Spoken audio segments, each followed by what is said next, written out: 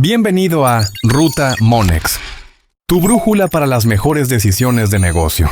Con Janet Quiroz, directora de análisis de Monex, y Roberto Solano, gerente de análisis de Monex. En el episodio de hoy, el rumbo de la economía, perspectivas para el 2026. Bienvenidos a un nuevo episodio de Ruta Monex. Hoy vamos a conversar sobre el rumbo de la economía en México y las perspectivas para el 2026. Luego de que 2025 ha estado marcado por las amenazas arancelarias del gobierno de Donald Trump e inició el proceso de revisión del TEMEC en los 3 países que lo conforman. Y para hablar del tema, hoy nos acompaña Rodrigo Pacheco, periodista con una amplia trayectoria en el seguimiento de temas económicos, financieros y empresariales. Es conductor del programa de radio Imagen Empresarial. Janet, muchas gracias, Robert. Un gusto estar aquí. Además, también se encuentra con nosotros José Roberto Solano, del equipo de análisis de Monex. Roberto es gerente de análisis económico, cambiario y bursátil. Es el especialista y estratega bursátil de Monex que analiza los mercados accionarios y también las principales empresas en México y Estados Unidos. Janet, muchas gracias. Rodrigo, un gusto que estés acompañándonos el día de hoy. Y bueno, para iniciar esta plática, sabemos que en 2025 hubo un ambiente realmente de mucha incertidumbre, originada por pues esta política proteccionista impulsada por Donald Trump, lo cual generó que hubiera pues una volatilidad muy significativa en algunos momentos del año y también pues observamos que las expectativas de crecimiento para tanto 2025 como para 2026 tuvieron revisiones muy significativas a lo largo de todo el año en respuesta de pues cuáles serían los efectos de una política comercial tan cambiante a lo largo de lo que vimos que estuvo impulsando Trump en 2025. Y sobre ello, Rodrigo, nos gustaría saber tu opinión sobre qué esperar para este 2026, considerando que muchos de estos temas pues todavía no se resuelven y todavía no tenemos certeza y definitivamente pues será un año en donde se extenderá, o sea, esta incertidumbre o ya podemos esperar ciertas definiciones. Pues gracias nuevamente por la invitación y la verdad es que siempre es un gusto platicar con ustedes. Cada lunes lo hacemos recurrentemente. Y bueno, para abordar directamente el tema, yo creo que vamos a poder establecer, digamos, 3 escenarios fundamentales. Uno positivo, que está contingente a qué le vaya pasando a Estados Unidos, en qué parte del ciclo económico se encuentre. ¿Por qué?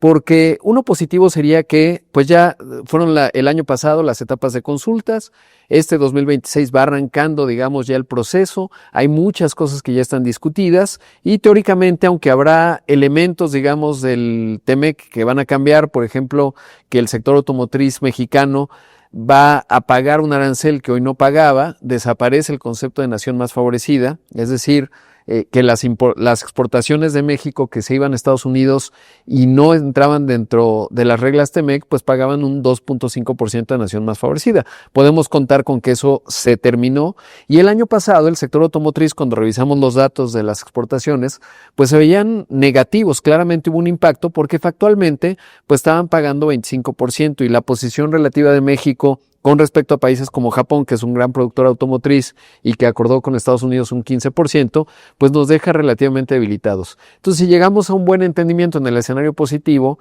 pues eso ya va a dejar las reglas del juego claras y pensaría que hacia la segunda mitad de 2026 estaremos en un buen escenario.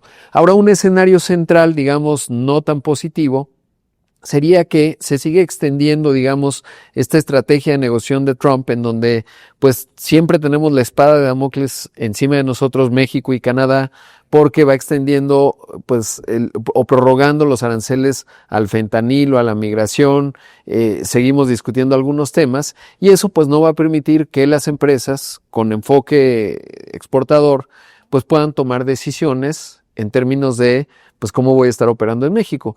Y un mal escenario sería pues que se ralentice mucho más, que Trump extienda la incertidumbre y que no acabemos de negociar en 2026.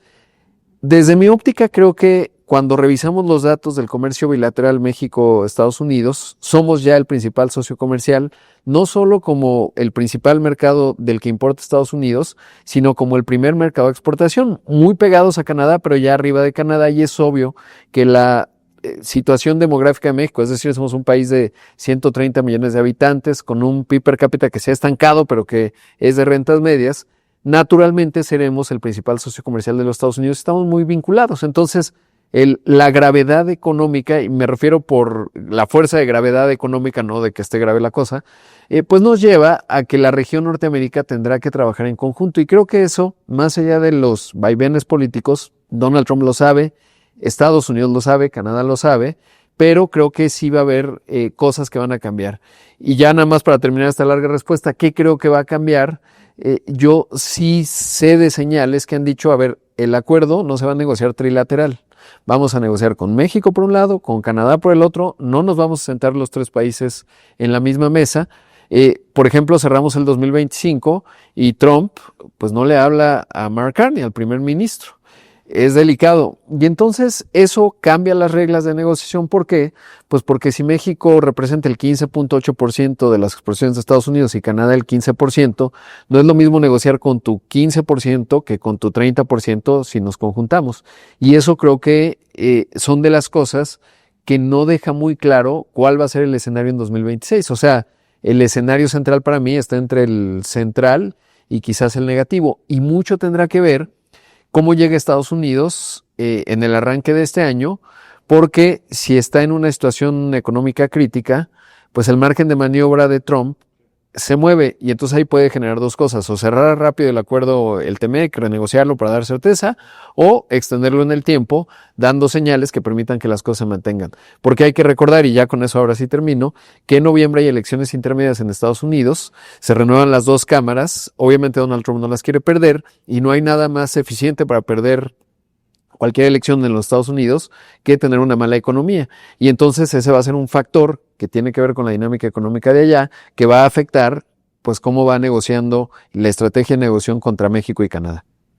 Sí, claramente me parece que pues hay muchos factores todavía de incertidumbre que puedan generar resultados muy distintos para cualquiera de estos tres escenarios.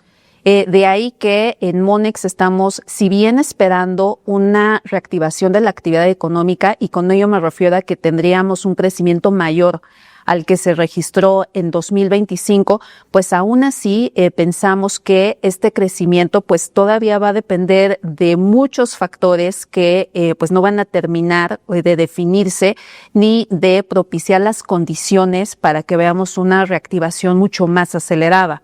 De ahí que pues estamos pensando que el crecimiento pues estará más en torno al 1.3% para este 2026, que si bien implica un crecimiento mayor de lo que se registró en 2025, pues aún así no estaríamos hablando, yo creo que de una recuperación total, incluyendo una expansión respecto a lo que vimos en 2025. Y en ese sentido, Robert, me gustaría saber cuál es tu opinión sobre las expectativas para los mercados accionarios para este 2026. Yo creo que me parece muy relevante iniciar mi participación hablando del evento que fue, pues vamos, un evento disruptivo en el 2025, que fue el famoso Liberation Day, o este día de, conocemos todos los aranceles recíprocos por parte de Estados Unidos. Para poner un contexto a nuestro auditorio, sabemos que hoy el índice de volatilidad del VIX pues tuvo un nivel muy elevado, de hecho fue el nivel más elevado, el segundo más elevado después de la pandemia del 2020. Hoy sabemos que con ese contexto y trasladándolo al tema de expectativas, pues durante el año vimos que, por ejemplo, para las 500 empresas del S&P 500, observamos que las expectativas iniciaban en 2025, es decir, el año pasado, con un crecimiento del 12.5%, pero en el punto más crítico llegó a un nivel del 7.5% una vez que se conocieron estos aranceles recíprocos. A partir de ahí, la mayoría de los analistas hicieron revisiones, pero los datos y las expectativas de las utilidades de las empresas fueron fortaleciéndose a un punto en donde cerró el 2025 con un crecimiento cercano al 11%, y para el 2026 se espera que sea un crecimiento cercano al 12%. ¿Qué va interesante de este crecimiento o qué me gustaría destacar? Que ya no vemos tan concentrado solamente en el sector tecnológico y de comunicaciones, de donde destacan los famosos 7 magníficos, sino hoy vemos un mejor balance. Dicho de otra forma o complementando, en el sector de servicios públicos, de materiales y el tecnológico presentan un crecimiento de doble dígito por arriba de esta media del 12% del S&P 500, y la mayoría de los sectores, los 11 que integran este, pues vamos, amplio sector o amplio índice, pues estamos hablando de que todos presentarán un crecimiento para el 2026. Claramente lo que vamos a enfrentar van a ser pues posiblemente algunos ajustes. Como bien platicaba Rodrigo, también yo creo que los indicios de una buena actividad económica en Estados Unidos favorecen a México y también claramente pues a Estados Unidos. Y para México parecería que esta visión relativa y revalorización de algunos sectores le ha generado un beneficio en términos de crecimiento tanto a nivel de utilidades y de flujo, y para el 2026 esperaríamos que las empresas que integran al referente accionario de la Bolsa Mexicana de Valores presenten un crecimiento a nivel de ventas del 9.3% y a nivel del flujo casi del 10%. ¿Qué me gustaría destacar?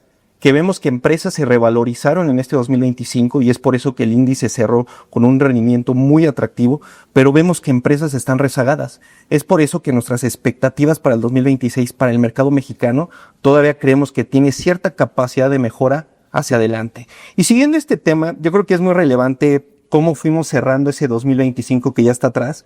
A mí me llamó la atención que en las últimas semanas empezaron a surgir cuestionamientos sobre pues qué está pasando con la inteligencia artificial, si las inversiones que se están dando en estas grandes empresas tecnológicas en Estados Unidos pues resultan algo que hay que preocuparnos. Pero vamos, Rodrigo, tú sobre este tema, que estás claramente como un experto en la inteligencia artificial, ¿qué percibiste? Pues sabes que la verdad es que sí veo ciertas aguas turbulentas y dentro de los escenarios uno que me preocupa es que haya un ajuste en las valuaciones y les digo desde dos puntos de vista. Uno, pues como saben sigo obsesivamente, digamos, pues las declaraciones, las reflexiones que están teniendo en el mundo de la tecnología.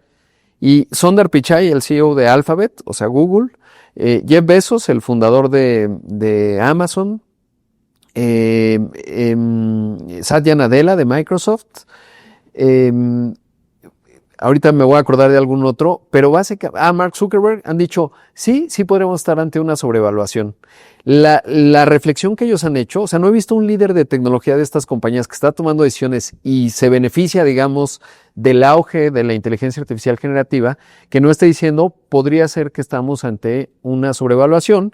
Y cito a Jeff Bezos que decía, bueno, pero si es una burbuja, será una burbuja de infraestructura, que es muy distinta a una burbuja financiera como la que vimos en 2008-2009, que sostenía los CDOs, a estos instrumentos sintéticos, Collateral Debt Obligations, nada, estructuras muy sofisticadas. ¿Qué sostiene el auge de la inteligencia artificial? Pues construcción de centros de datos.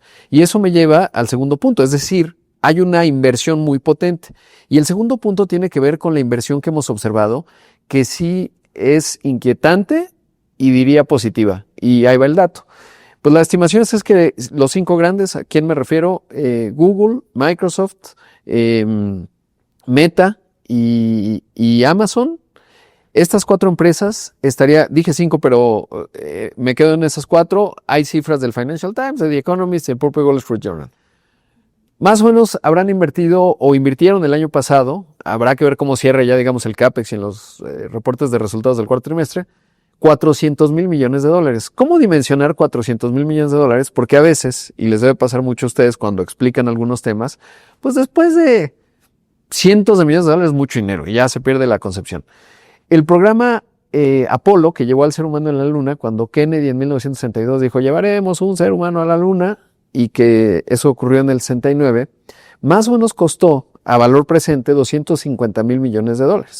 De 1962 a 1971, que es cuando terminó. Si pensamos en el Plan Marshall, que fue la estructura con la que Estados Unidos le ayuda a la Europa de la posguerra, a 17 economías para salir adelante, eso fue en 1948 o 1951, estamos hablando del orden de $160 mil millones. En un año, $400 mil millones, y se espera que se van a estar invirtiendo $500 mil millones de aquí a 2030, de 2026 al 2030. En la historia de la humanidad, o al menos que yo recuerde, no ha habido un despliegue y una inversión tan grande de infraestructura. Y eso tiene algunos desafíos. El primero, ¿cómo alimentas la infraestructura? Porque te lleva a una discusión de qué alimenta los centros de datos, pues energía. ¿Estados Unidos tiene la energía suficiente? No. Por eso estamos viendo que compañías desde el año pasado y antepasado, Microsoft, Amazon, Google, están haciendo acuerdos incluso con compañías de energía nuclear. Porque claramente alimentar los centros de datos de la inteligencia artificial requiere mucha energía eléctrica y no está. Probablemente el mercado lo va a resolver. Pero lo segundo, y eso sí puede resultar más complejo y ahí es en donde puede haber un ajuste de expectativas, es cómo amortizar. Entonces leía un buen análisis de Bain y decía, para amortizar $500 mil millones de infraestructura de cómputo, o sea, centros de datos, requerirían vender $2 billones o 2 trillions, como dicen en inglés. ¿Pueden vender y materializar un mercado de 2 trillions? De aquí al 2030 todos los años, no estoy tan seguro. Y en la otra parte, y es ahí en donde me genera ciertos grados de inquietud, porque sé que los múltiples de Nvidia están bien, ahí están comentarios de Michael Burry, este personaje de gran libro de Michael Lewis que se llama The Big Short, o la película en español se llama La Gran Apuesta.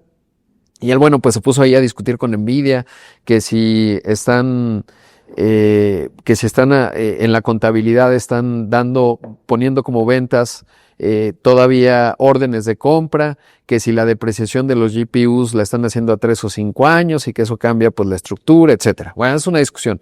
Los múltiplos de Nvidia no necesariamente están altos, los de un Palantir pues sí están altísimos.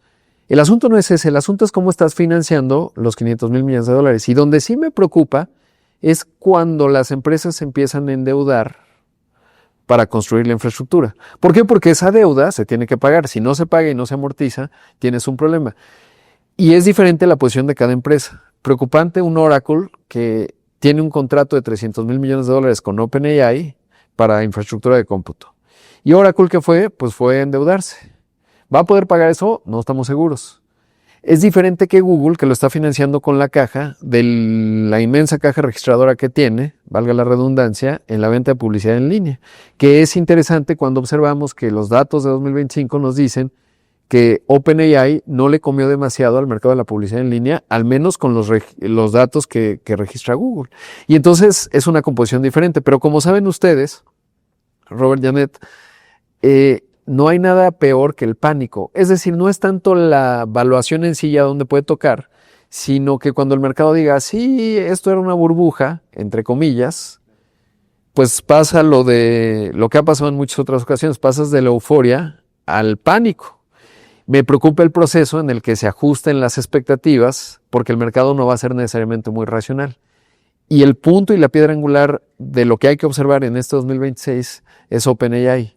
¿Qué tanto logra tener credibilidad para poder que la música siga sonando? Porque lo que vimos el año pasado, que no me encantó, es mucha creatividad en los acuerdos que tuvo. ¿Cuáles? Nvidia invirtió $100 mil millones en OpenAI, que OpenAI a su vez le va a comprar $300 mil millones de nube a Oracle, que va a comprar GPUs, y por eso han acusado a Nvidia de financiamiento circular. Luego OpenAI le compra a AMD 6 gigabytes a cambio de 10% de la empresa. En fin, hay una serie de acuerdos que hizo OpenAI que no tendrían que ser tan creativos. O sea, yo creo que la demanda sí se va a ir materializando. No necesita ser rentable en 2028, 29 o 30. Yo creo que el mercado lo entiende. Durante décadas Amazon no fue rentable, es decir, generaba pérdidas, pero hoy sabemos lo que es un Amazon. Entonces yo creo que el mercado sabe entender las discusiones de tecnología. El problema es que ha habido un gran frenesí en los precios. Y los ajustes, cuando la gente se pone muy entusiasta con algo, pues pasas de la euforia a la depresión o digamos al pánico, y esa es la parte que me genera ciertas inquietudes en este año. Muy bien, pues claramente yo creo que será un tema que habrá que estar siguiendo muy de cerca, qué es lo que pasa sobre pues estos cambios que puedan estarse generando en estas empresas asociadas a la inteligencia artificial. Y bueno, yo creo que regresando un poquito, Rodrigo, a también otro de los grandes riesgos de los que estaremos hablando en este 2026 tiene que ver con la revisión del TEMEC. Ya nos anticipabas un poquito sobre pues es la posibilidad de que se presente alguno de los 3 escenarios, uno más positivo, uno más neutral y uno más negativo. Pero bueno, creo que varios analistas han señalizado que ha aumentado la probabilidad de que el TEMEC pues no se ratifique para los próximos 6 años como pues se estaba descontando inicialmente, debido a que la integración económica que existe entre los 3 países pues no solo es muy fuerte, sino que ha venido incluso aumentando desde el segundo mandato de Donald Trump. En ese sentido, pues también, si bien es innegable, o sea, que compartimos una frontera, que eso nunca va a cambiar, y que pues hoy por hoy existen cadenas de producción muy robustas, pues aún así tenemos a un personaje como Donald Trump como presidente de Estados Unidos, que pues es una persona que le gusta mezclar varios temas dentro de una negociación que aparentemente debería de ser únicamente económica, dado que ha hecho esta mezcla y que ha buscado el que se den concesiones para Estados Unidos en otros temas muy independientes de lo que tiene que ver con el comercio internacional y las ventajas que esto ofrece para cada uno de los 3 países que integran el TEMEC.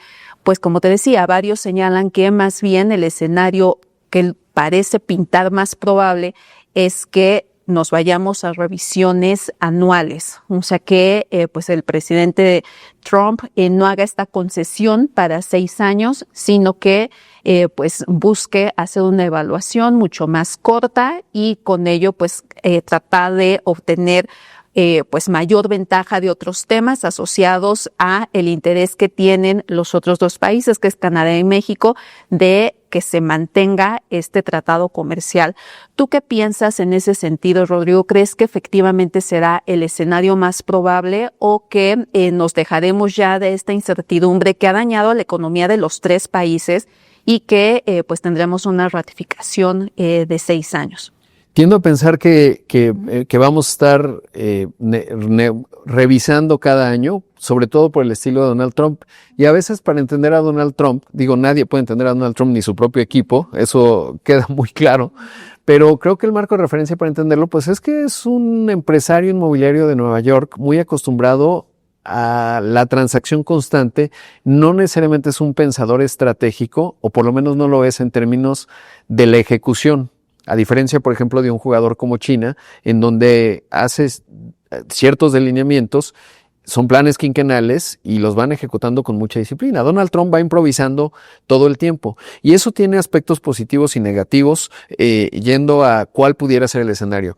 Uno negativo, un día se despierta y dice, pues le vamos a aplicar arancel a los vehículos pesados. Su equipo, hasta donde sé, no estaba muy enterado de ello. Y entonces pues se despiertan y dicen, pues nos ajustamos, lo que dice el presidente. O otro día se despertó y dice, pues arancel al acero y al aluminio. ¿Formaba parte de la definición estratégica de Liberation Day 2 de abril? No. ¿Lo había mencionado antes? No necesariamente. Había mencionado como presidente en la campaña, todavía en 2024 y 23, que quería que Canadá fuera el Estado 51. No. Súbitamente aparecen elementos que no estaban claros. Y ese es uno de los problemas de Donald Trump en la parte negativa. Es decir, pues no puedes planear porque puede ser que en febrero se despierte y dice, ¿saben qué? Ahora se me ocurre que le voy a aplicar un arancel a los patitos de hule. Presidente, pues ¿eso qué tiene que ver? Ah, no, pues patitos de hule. Pero por otro lado, esa misma capacidad le da mucha flexibilidad, porque algo interesante que a mí me parece que es un dato a tomar, por lo menos no es tercamente ideológico. ¿Por qué? Porque le quitó aranceles a los plátanos, al café y algunos otros elementos, porque se dio cuenta que esto estaba teniendo un efecto inflacionario, la inflación te hace poco popular, y entonces dice, pues rectifico. Y entonces creo que esta capacidad de Trump, por eso mencionaba que mucho va a depender del ciclo económico de Estados Unidos. Me preocupan 2 cosas de Estados Unidos. Una, pues es evidente que si tú aumentaste los impuestos y que Estados Unidos es un país que importa muchos de los productos que consume de manera cotidiana, y como lo prueba la propia decisión de quitarle aranceles a los plátanos y al café, porque no hizo un análisis muy profundo de qué tanto plátano producían, y si le pones un arancel, claramente no producen plátanos hasta donde yo me quedé en Wyoming, ¿no? Pues claramente eso tiene un impacto en el bolsillo de los estadounidenses. Y ahí se ve que no hizo un análisis estratégico, sino que va improvisando. Y entonces, si súbitamente nos despertamos con que se empieza a materializar inflación en la economía de los Estados Unidos, y que entonces cuando tú tienes inflación, pues que como tomadores de decisiones en los mercados dices, bueno, pues el Fed subirá la tasa. Pero ¿qué creen? Que en mayo se va Jerome Powell, ya no sabe si el nuevo presidente del FED tiene credibilidad y si le vamos a creer cuando dice, no, yo creo que todavía no se preocupen, el Comité de Mercados Abiertos decide que no vamos a subir la tasa aunque está subiendo la inflación porque vas a decir, no, pues eso es Donald Trump y está pensando en la elección de noviembre. Si los mercados empiezan a decir, pues yo no tengo credibilidad en la FED, el dólar se va a debilitar más, en los mercados van a estar mucho más confusos, Donald Trump va a seguir improvisando, tienes una economía que tiene inflación y hay otro elemento adicional. ¿Qué pasa si le quitamos la enorme demanda de los 400 mil millones de dólares de la inteligencia artificial y lo que ha generado de la economía de los Estados Unidos? Te encuentras con una economía, con una confianza del consumidor que ha caído, con ya algunas señales en donde el consumidor está entre paralizado y no está tomando decisiones, un gasto bastante ralentizado.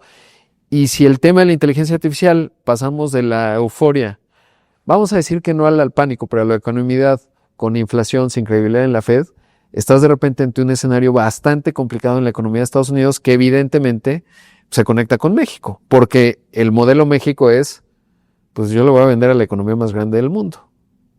Y eso me parece que va a formar parte de la ecuación en términos de cómo Trump va a ir ajustando la renegociación del TEMEC. Más la parte política porque los productores agrícolas de allá, por ejemplo, somos el principal mercado de exportación de maíz, pues dicen, oye, no te pelees con los mexicanos porque... Y ahí tienen que ver incluso la parte política de cómo se van manifestando los intereses económicos allá y qué tanto pueden llegar a presionar a Trump, relativo a México y Canadá. Claro, muy bien. Y justo regresando sobre este tema de inteligencia artificial, Robert, ¿qué opinión tienes sobre las valuaciones de los 7 magníficos y del sector tecnológico? Muchas gracias, Janet. Yo creo que justo abordaba Rodrigo hace un par de minutos este tema. Yo creo que es algo que la discusión va a estar entre expectativas y evaluación. Hoy para compartirles un dato, y yo creo que es relevante para el auditorio, hoy el múltiplo precio-utilidad que se paga el Standard & Poor's 500, que son, pues, como bien les decía, este representante de las 500 empresas más grandes de Estados Unidos, pues se paga un múltiplo de PU de 28 veces. Esto implica, pues, un premio respecto a los últimos 3 años, pues, vamos a poner casi del 30%. Sin embargo, en ese periodo de esa fecha pasada hasta el cierre aproximado del 2025, que fue el año pasado, estaríamos hablando que en promedio las utilidades crecieron 13%. Si lo vemos también, ya hablando puntualmente de los 7 magníficos, diríamos que esta evaluación, este múltiplo, está casi cercano a 37 veces, pero lo sorprendente es que si hacemos un análisis a los 3 años, no vemos que se esté pagando un premio muy elevado, es casi del 7%. Si lo vemos a mayor plazo, yo coincido, creo que es una evaluación en donde, pues ya hablar un premio de un 20% sigue siendo elevado, pero lo que más me llama la atención, en donde yo percibo que la evaluación está un poco más elevada, es por ejemplo en el indicador, el índice del Nasdaq. Este sí cotiza un múltiplo igual, similar, más o menos entre 37, 39 veces, pero lo que sí he visto, que este premio que se está pagando por este índice que abarca las 7 magníficas y algunas otras empresas de alta tecnología y de inteligencia artificial, pues sí trae un premio cercano, si no mal recuerdo, aquí estoy viendo mi dato, del 43%. Son valuaciones, y aquí retomo la frase que dijo Jerome Powell hace unos meses, o en el 2025, que los mercados están bien valuados. Yo creo que, y justo conecta con tu idea, Rodrigo, bien valuados, creo que es conveniente de repente revisar los fundamentales. También coincido contigo, hemos visto un exceso de optimismo, apoyado también por esta visibilidad que tienen muchos estrategas de que posiblemente la Reserva Federal sí va a concretar los recortes que tiene previstos para el 2026. Y sabemos también que hay un tema de liquidez. Al disminuir las tasas, pues claramente los inversionistas internacionales están buscando activos que puedan representar una oportunidad. Yo aquí destacaría 2 aspectos también muy relevantes. Dadas estas condiciones, y yo creo muy conveniente, y les platicaba al inicio el tema de las expectativas, y por eso hablaba de la evaluación, es no concentrar o no solamente ver a las empresas de inteligencia artificial, sino tú también, como señalabas, se requieren centros de datos, se requieren empresas que incluso tengan suministros básicos como energía. Yo creo que el sector de materiales y de servicios públicos pueden ser opciones, y como bien les platicaba, en términos de inversión, claramente hemos observado un buen desempeño de estas tecnológicas, bien valuadas como lo acabo de compartir, pero el tema de una diversificación adecuada, yo creo que en temas de inversión será clave, pues obviamente en este 2026. Muy bien. Y con esta línea, bueno, siguiendo con esta línea, creo que me parece interesante en esta discusión, hablando de la inteligencia artificial. Hoy sabemos que estamos en esta etapa de inversiones, los cuestionamientos de evaluaciones y CAPEX, pero Rodrigo, no sé si tú nos pudieras compartir algunos indicios que tú has percibido, sobre todo los avances de productividad los avances de algunas empresas, incluso el mayor competidor de inteligencia artificial que representen para Estados Unidos, que es el caso de China? Es fascinante la pregunta. Hasta ahora, pues me la vivo, digamos, tratando de entender exactamente en qué ciclo estamos. A finales del año pasado se publicó una gran entrevista con Ilya Sutskever, que es uno de los... él estaba con Sam Altman en OpenAI. Cuando viene todo este crisis de OpenAI, ¿se acuerdan que corren a Sam Altman, el presidente y cofundador de OpenAI, un fin de semana? Su consejo le dice, estás despedido. Y entonces, pues todos los inversores, no, ¿cómo lo van a correr? Etcétera. Y hoy sabemos que Ilya, pues es el que estaba ahí tramando cómo deshacerse de Sam. Pues un tipo altamente brillante. Y él decía que de 2012 a 2020 estuvimos en la etapa de investigación en inteligencia artificial. Luego, de 2020 a 2025 fue la etapa en donde se explotaron las leyes de escala, digamos, en términos de que tú le pones más cómputo y te da mejores resultados la inteligencia artificial. Y luego estaríamos llegando este año a un estancamiento y volveríamos otra vez a la investigación, que es lo que está haciendo la empresa de él. Y eso tiene consecuencias importantes en términos de si va a seguir avanzando la inteligencia artificial generativa o si ya llegamos al estadio en donde tienes la tecnología y simplemente vamos a ver el despliegue y continuidad de su aplicación. Y eso me lleva a la pregunta en términos de si esto ya se nota en la productividad. Hasta donde se puede ver, pues hay, lo dijo el propio Jerome Powell cuando le preguntaban, oiga, el empleo, ya no están contratando a los jóvenes, y él decía, bueno, no se puede saber, o sea, todavía es muy temprano. Hay quien suena las campanas de, ya no están contratando jóvenes, es terrible. Yo creo que todavía no estamos tan seguros. Y por ahí se publicó el año pasado en un artículo del MIT, que seguramente lo habrán visto, movió a los mercados, que decían, la mayor parte de las empresas no ha podido hacer grandes proyectos de inteligencia artificial. Es decir, los quieren poner, pero no les ha dado necesariamente rentabilidad. Y me parece que eso tiene que ver pues con los momentos que suele ocurrir con una nueva tecnología. Y sí creo que un buen marco de referencia para analizarlo es el Internet, ¿no? Las .com. Si tú tenías pet.com que costaba $5,000 millones y su única habilidad era que se llamaba .com, pues sí, evidentemente eso se ajustó a la baja, fue terrible. Claro, las telcos, las de telecomunicaciones invirtieron un montón en fibra. Y si lo pensamos ya para el año 2010, esas empresas de Internet, las que sobrevivieron, pues generaron un montón de valor. Y obviamente hoy, año 2025, no hay duda de que el Internet era una tecnología profunda, transformadora, etcétera. Mi visión tiende a ser igual con respecto a la inteligencia artificial. Genera un gran auge, digamos, y una necesidad de adopción. Ves muchas empresas globales y locales que dicen, ya se suspenden las contrataciones.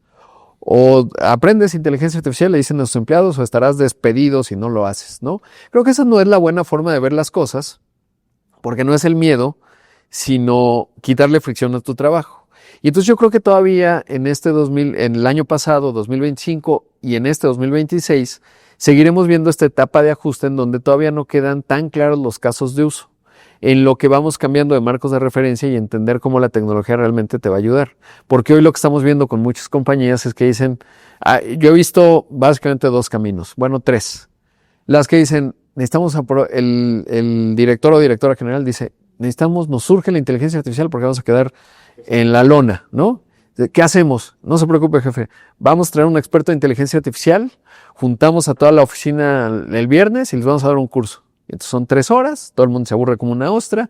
Esto es la inteligencia artificial generativa, el siguiente mejor token, hay que promptear y todos ya se duermen y llega el lunes y ya pues todos dicen, bueno, pues a ver si aplico algo. A alguien se le ocurre un programa piloto y la cosa medio va avanzando. Hay otra escuela que he visto y es, subimos unos videos increíbles que te enseñan la inteligencia artificial, métanse. Y obviamente lo que siempre digo es, nadie tenemos tiempo. O sea, si ustedes, por ejemplo, tienen que empezar a hacer la proyección del segundo trimestre, ¿no? Bueno, el primero y el segundo, pues estamos arrancando el primero, pues tú tienes que, y no te vas a poner necesariamente a experimentar a ver si Gemini te ayuda a bajar la base de datos, el Excel, una parte del INEGI, hacer las operaciones relevantes, luego verificar que esté bien, luego aprender cómo le tienes que promptear, luego entender cómo lo contrapunteas con el ChatGPT, etcétera. Pues ya para cuando acabes de entender cómo lo usas, tenías que presentar el reporte y ya no lo hiciste. Entonces dices, no, ¿sabes qué, Robert? lo hacemos a la vieja usanza, mira. Y entonces, pues no lo están adoptando. Y la curva de aprendizaje no se empieza a recorrer. Y eso me parece que es uno de los errores principales que están cometiendo muchas empresas, porque creen que simplemente trayendo a alguien que les va a explicar durante 3 horas o poniendo cursos en línea para que la gente sea autodidacta, no va a funcionar. Tiene que haber un mecanismo de supervisión, de asignación de tiempo y priorización para que puedas jugar con las herramientas y a partir de ahí digas, sí, me puedo dedicar 10 horas a entender cómo bajo una tabla de Excel, cómo interactúo con ella, si genera buenas gráficas, revisar la información, generar confianza y que entonces empieces a ser más eficiente. Pero si no se genera una cultura organizacional interna, no lo vamos a ver manifestado. Y entonces, regresando a los mercados, pues empezamos a ver que muchas empresas están fracasando en inteligencia artificial. Pero no es lo que está fracasando, no es la tecnología, sino cómo las organizaciones se están adaptando para poder utilizarla. Y lo vimos con las .com. Muchas empresas decían, ya ves, cuando tronaron las .com, no había que abrir página de internet, nosotros no necesitamos el comercio electrónico, eran unas patrañas. Corte A, año 2010, si no tenías página de internet y si no empezabas a dar pasos importantes para el comercio electrónico, ya estabas lejos. Viene la pandemia y básicamente si no tenías capacidad de comercio electrónico en una empresa de consumo, desapareciste o quedaste realmente muy rezagada. Y esa es, digamos, mi forma de entender cómo empezar a ver las manifestaciones económicas de la inteligencia artificial y que sí creo que de aquí al 2030 empezaremos a ver saltos en la productividad. Pero todavía pues hay signos de interrogación porque no solo es la tecnología por sí misma, sino cómo pues las organizaciones sí la logran adaptar y cómo empiezan procesos de maduración en términos de su adopción. Claro, y bajo esta coyuntura en la que realmente, pues yo creo que hay muchos aspectos que debemos de estar siguiendo a lo largo de este 2026, me gustaría saber qué impacto va a tener todo esto en el tipo de cambio. Luego de que en 2025 vimos que el peso mexicano pues realmente tuvo una estabilidad que nadie esperaba, considerando todos los riesgos que había sobre la mesa. Ya platicábamos sobre pues la posibilidad de que pudieran estarse poniendo barreras arancelarias mucho más duras en contra de México. Algunos señalizaron que pues la exposición de nuestro país al riesgo Trump era de los más altos a nivel mundial. Y pues también tuvimos todos estos anuncios que en algún momento generaron en 2025 temores de que estallaría una recesión a nivel mundial. Y bueno, pues terminamos el año con relativa estabilidad y para este año en donde hemos discutido en esta mesa que hay muchos factores, sobre todo de riesgo para la actividad económica del mundo, pero particularmente para la de Estados Unidos, también para la de México, pues nosotros pensamos que el tipo de cambio estará enfrentando pues una volatilidad más significativa de lo que vimos el año pasado, considerando que hay pues muchas dudas, como ya lo hemos venido aquí también desarrollando, sobre cuál será el futuro del TEMEC. Pues realmente en Monex, pues yo creo que es indudable el preguntarte, Rodrigo, ¿qué estás esperando tú para el tipo de cambio para este 2026? Pues la verdad es que coincido con ustedes en cuanto a la volatilidad. Siempre digo de broma en algunas charlas que esto es como la física cuántica. Había un físico cuántico que se llama Richard Feynman que decía, miren, les voy a decir algo. El que te sepa explicar la física cuántica ya puede saber una cosa, no sabe de física cuántica. Y el buen Luis, que por eso yo creo que hay una gran labor que hacen en Monex, que es las coberturas. Porque cuando hay signos de interrogación que no puedes saber, lo que necesitas es un seguro. Yo sé si me voy a morir pasado mañana, no lo sé. Gracias, tengo un seguro y entonces con eso puedo atajar el riesgo y me parece que esa es una forma. Ahora, pero no podemos decir, bueno, pues no se sabe y navegar con esa bandera porque no. Y claramente el análisis que hacen ustedes es muy valioso. ¿Qué veo? Bueno, veo sí mucha volatilidad por lo que decíamos, que me preocupan algunas cosas en términos de la economía de los Estados Unidos, si se va a manifestar esta inflación como consecuencia de los aranceles. El propio Trump decía, bueno, pues ya todo el inventario que habían comprado ya se les acabó, ahora sí a pagar arancel, ¿no? Y según su óptica, pues eso le va a generar ingresos a Estados Unidos, pero también inflación. Y entonces eso habrá que verlo. Y muchas decisiones de inversión se paralizaron en la Unión Americana. Eso ya en el 2026, cómo se manifiesta y qué le hace Estados Unidos, pues va a determinar mucho el tipo de cambio. Pero hay factores subyacentes en México que creo que nos sorprendimos todos en términos de una fortaleza en México que no habíamos digamos, intuido con esa fuerza. ¿Y cómo lo entiendo yo? Cuando nos asomamos al mundo más allá de México y dices, ¿dónde hay otro México? Pues no hay muchos Méxicos. O sea, en el contexto latinoamericano tienes una Argentina que, bueno, con Milei el año pasado medio la libró, pero estuvo cerca de no lograrlo y lo tuvo que apoyar la Reserva Federal y el Tesoro de los Estados Unidos ahí con línea swap y tal. Pues Chile no tiene la escala, Brasil sí, pero es un país muy proteccionista, tiene otra lógica económica. Del tamaño y escala México, pues no hay. Con la interdependencia y el intercambio de divisas que tenemos con los Estados Unidos, no solo por exportaciones, por remesas, por turismo, en fin, por mucha inversión de cartera, pues somos un país que somos el principal socio comercial y transaccionamos en dólares. Y además, hasta antes del 2024, pues sí, éramos un puente relativamente eficiente para otras empresas que querían acceder al mercado TEMEC, al mercado de la región Norteamérica. Pero tenemos otras cosas que hemos construido y yo creo que eso nos debe dar pues cierta satisfacción, pero también alerta de que esto se mantenga. 1, autonomía del Banco de México. La autonomía del Banco de México que comenzó en 1994, podemos o no estar de acuerdo con el ciclo de recortes o no. Jonathan Heath de repente tiene razón en algunas cosas y dice, pues yo voto disidente, está bien. Pero a diferencia de lo que vemos en el Fed, pues no tenemos muchas dudas del banco. El banco se ha comportado como un elemento serio, con reservas de más de 200,000 millones de dólares, que sabes que si hubiera un ataque especulativo contra el peso, tienes con qué defenderte.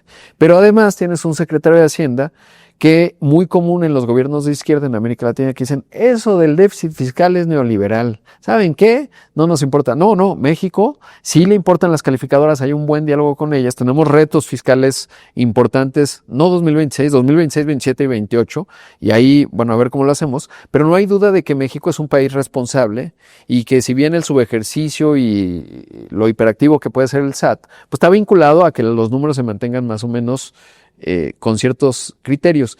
Y eso es invaluable en un mundo muy volátil, sobre todo cuando ves países emergentes grandes como nosotros, pues no hay tantas opciones allá afuera. Y eso es lo que me hace pensar, vieron los datos que publicó el Banco Internacional de Pagos, el peso mexicano, la 14ª moneda mayor transaccionada, y si vemos de los emergentes, sacamos a China, que es la segunda mayor economía, pues está Nueva Zelanda, Corea del Sur ya no es una economía emergente, y entonces eso te dice que México pues es este país grande, interdependiente de la mayor economía del planeta, dolarizado, con una estructura macroeconómica seria, con un montón de desafíos, y eso es lo que para mí explica esta insospechada fortaleza del peso, que quizás estábamos más acostumbrados a que el mercado nos veía más frágiles de lo que realmente somos. Al menos esa es mi interpretación. Claro, si Estados Unidos se sacude demasiado, pues por eso coincido con ustedes, pues nuestra volatilidad va a ser muy alta. Claro. Y Robert, ¿cuáles consideras que van a ser los retos y oportunidades para este año?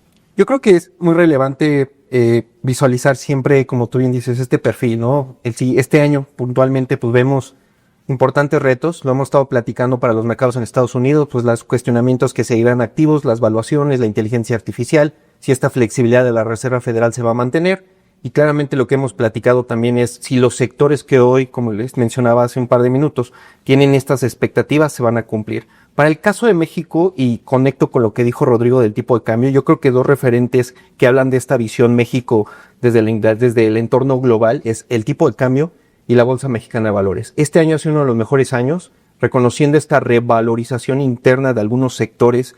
Y pese a que obviamente algunos sectores también se quedaron rezagados, como el sector consumo puntualmente por cuestiones atípicas, pero veríamos que para este 2026, dada esta revalorización y esta visión relativa más atractiva emergente respecto a sus pares de Latinoamérica, podría generar en este 2026 claramente oportunidades en muchas empresas y en muchos sectores. Y también me gustaría señalar un evento que creo que puede detonar como un tema catalizador, tanto en el consumo y la movilidad, que hoy pues claramente es muy un factor que contribuye a la economía, el Mundial 2026. Yo creo que este evento que vamos a tener en este año va a representar un flujo, hay estimaciones de 5.5 millones de turistas, y si consideramos que el año pasado el consumo se había afectado por realmente la actividad económica un poco a la baja y que hubo condiciones atípicas climatológicas muy adversas, vimos en 2025 2 trimestres con lluvias intensas, podríamos observar que estas empresas pues claramente pueden mostrar una recuperación.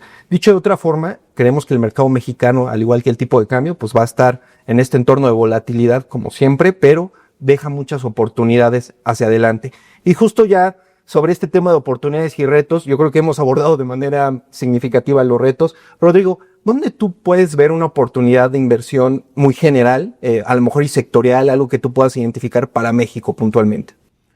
Es una gran pregunta y ¿sabes qué? Pensaría que en infraestructura eléctrica, porque es evidente que la Secretaría de Energía presentó un plan el año pasado en donde se van a invertir $7,200 millones para construir 6 gigabytes de energías renovables en México. Y desde la óptica y considerando la gran tendencia que lleva México y sobre todo la demanda de infraestructura de inteligencia artificial, por más que pueda haber ajustes en 2026 y quizás un pedazo de 2027, pues no es suficiente. Y entonces eso quiere decir, y viendo cómo ha reaccionado el gobierno de Claudia Sheinbaum, ha sido relativamente más pragmático que si lo comparamos con el de Andrés Manuel López Obrador, que era mucho más ideológico y tenía poca flexibilidad para ajustarse a la realidad. En el caso de Claudia Sheinbaum me parece que ahí va a haber buenas oportunidades porque es evidente que va a haber una mucho mayor demanda de energía y quien construye a la CFE no le va a alcanzar el dinero y hay muchos contratistas, incluso de la CFE y no de la CFE, que a lo mejor ahí podemos tener un elemento interesante. Y si me quiero poner optimista, pensaría que en temas médicos, dispositivos médicos electrónicos, hay una enorme oportunidad y frutos que recoger que tiene México. Ese es uno. Turismo médico, evidentemente, también, naturalmente. El sistema de salud de los Estados Unidos se ha encarecido mucho.